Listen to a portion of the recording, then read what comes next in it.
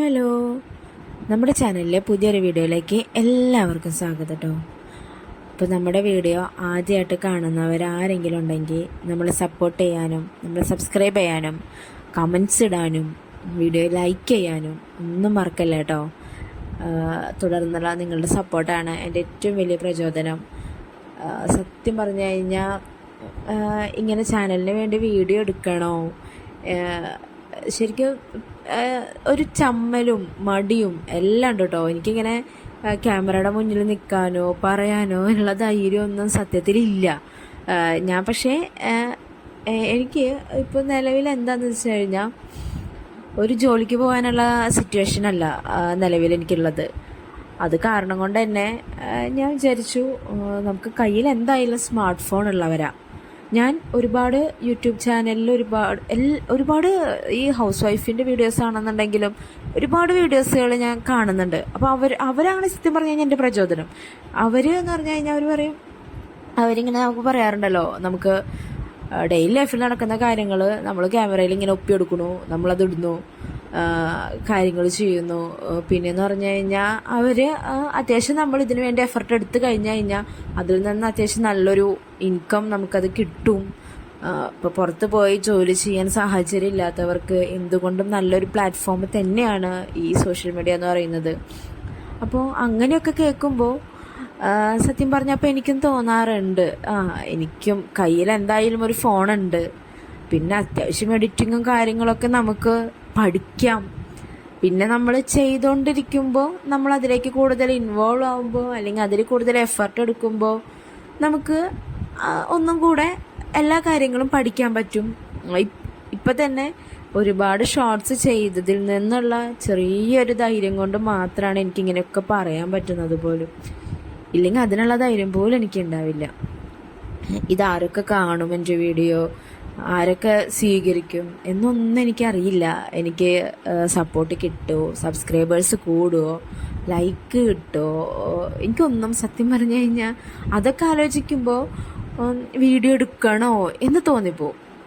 പിന്നെ എൻ്റെ daily life നടക്കുന്ന കാര്യങ്ങളെന്ന് പറഞ്ഞു കഴിഞ്ഞാൽ കാലത്ത് എഴുന്നേൽക്കുന്നു, മക്കളെ സ്കൂളിൽ വിടുന്നു, പിന്നെ ഞങ്ങൾക്ക് ചെറിയൊരു ഫാമുണ്ട്, ഫാമിൽ പോകുന്നു. ഇതാണ് എൻ്റെ ഡെയിലി റൂട്ടീൻ. വേറെ ഒന്നും എനിക്ക് സത്യം പറഞ്ഞു കഴിഞ്ഞാൽ കാണിക്കാനില്ല.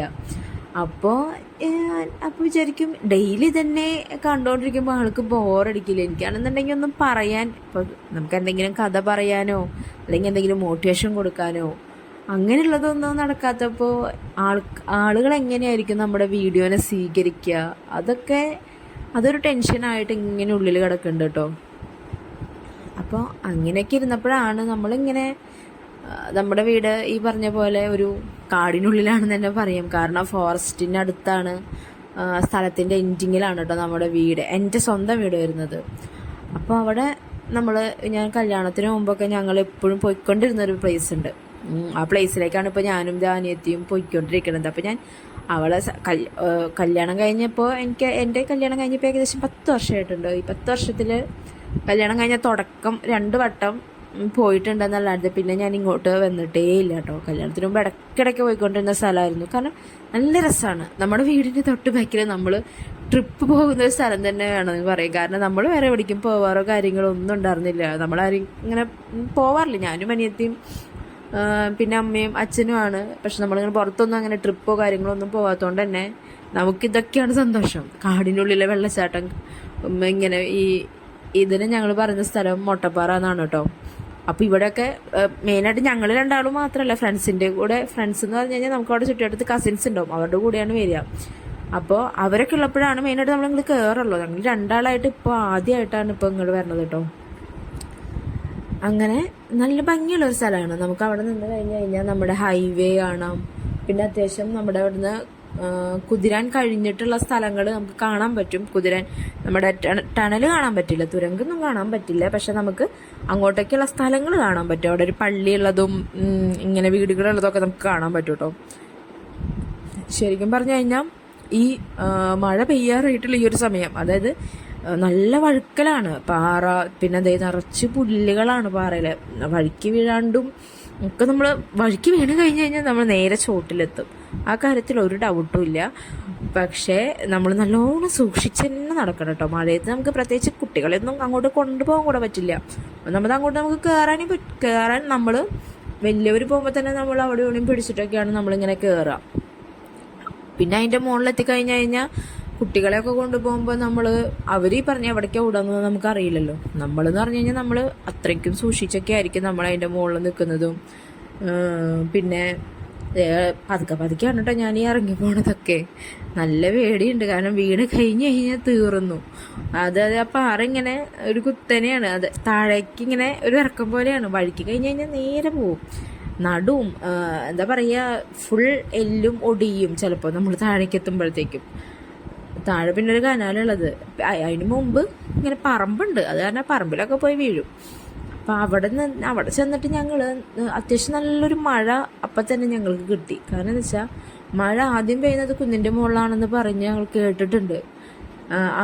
ഞങ്ങളുടെ അവിടെ മഴ പെയ്ത് കഴിഞ്ഞ് ഒരു 5 മിനിറ്റ് കഴിഞ്ഞപ്പോൾ താഴെ അമ്മയുടെ കോള് വന്നു, അവിടെ മഴ എത്തി എന്ന് പറഞ്ഞിട്ട്. അപ്പോഴേക്കും ഞങ്ങളിവിടെ നനയാനുള്ളതൊക്കെ നനഞ്ഞിട്ടുണ്ടായിരുന്നു കേട്ടോ. പിന്നെ അവിടെ നിന്ന് കുറേ ഫോട്ടോസും കാര്യങ്ങളൊക്കെ എടുത്ത്, സത്യം പറഞ്ഞാൽ വീഡിയോ എടുത്തിട്ട് മതിയാവുന്നുണ്ടായിരുന്നില്ല.